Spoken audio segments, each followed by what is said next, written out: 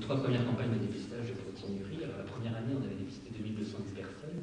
Et vous regardez les cibles, et 82% de la population dépistée avait au moins un critère ou un facteur de risque de proteinurie. Un peu moins en 2007, à 70%.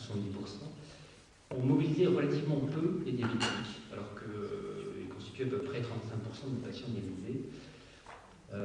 Et la grande surprise, c'était 14% de proteinurie. 14% de proteinurie dans cette population ciblée, qui a été confirmée la deuxième année à 13%.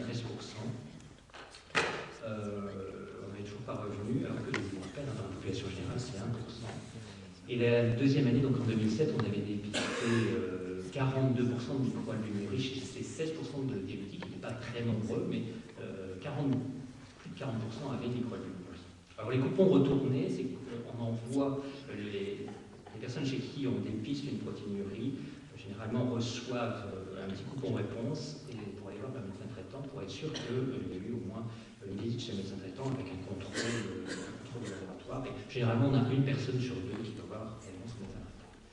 Alors en 2007, on n'avait pas beaucoup de personnes, mais on s'est intéressé à ce que faisaient aussi les médecins du travail qui dépistent beaucoup plus qu'on le pense. Et quand on regarde ces 549 personnes, c'est la ST 5962, donc dans l'Artois. Et les critères de cible, en fait, il y avait 10% qui répondaient à un critère, un facteur de risque des proteinuries. Donc, j'avais en moyenne 36 ans, hein, donc ce n'est pas comparable à l'âge moyen qui est de l'ordre de 60 ans de l'autre côté, avec 2,8% de diabétiques. Et on trouvait 2% de proteinurie. Et 1% était déjà connu, était déjà suivi, donc on a trouvé, comme dans la population générale, 1% de proteinurie. Ce à quoi on s'attendait exactement. En 2008, donc c'est le tout premier résultat, j'ai fini à 19h, parce que je n'avais pas tous les chiffres, mais j'en ai quelques-uns.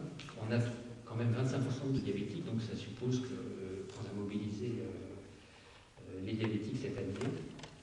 Avec 14,9% de proteinurie, ce qui est assez conséquent. En fait, j'en avais 33%, et je pense que c'est lié à une sensibilité excessive de la bande, donc j'ai supprimé carrément la proteinurie et l'état de trace, parce que c'est pas très logique. Et regardez, il y a 62% de microalbuminurie. Chez ces 25% de diabétiques, 62% avaient une microalbuminurie, souvent minime, à confirmer, mais quand même.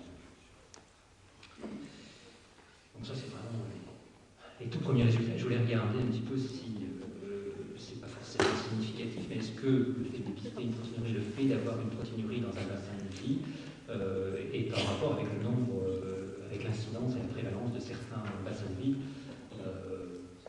C'est des résultats bruts qui n'ont pas été discutés, je vous les montre, de manière un petit peu surprenante. Alors dans l'Artois, on a généralement très peu, enfin moins de patients dialysés que dans le reste de la région. On a 22% de la population qui a une proteinurie. Cette microalbuminurie, cette proteinurie nécessite une prise en charge, et cette année on voulait que les ateliers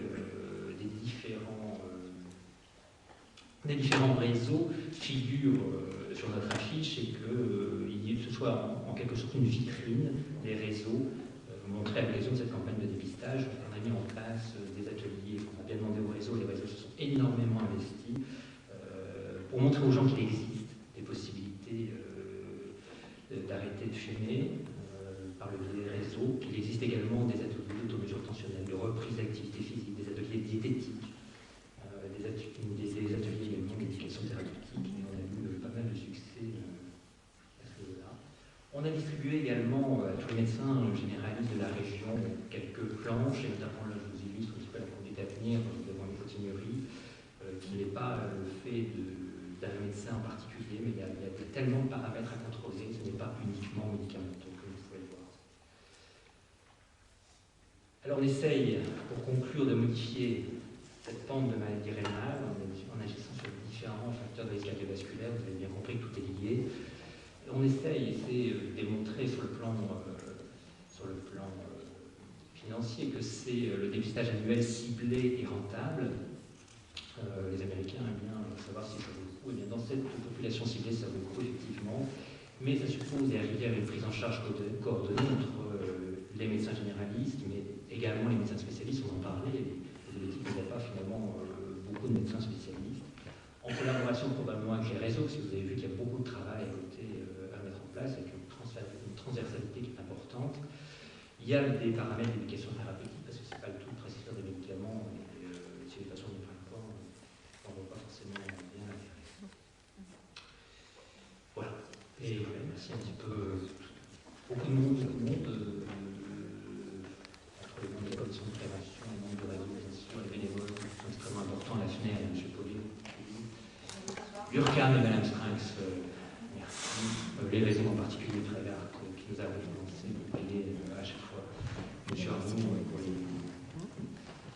pour les pharmacies d'office. Merci. Merci à vous.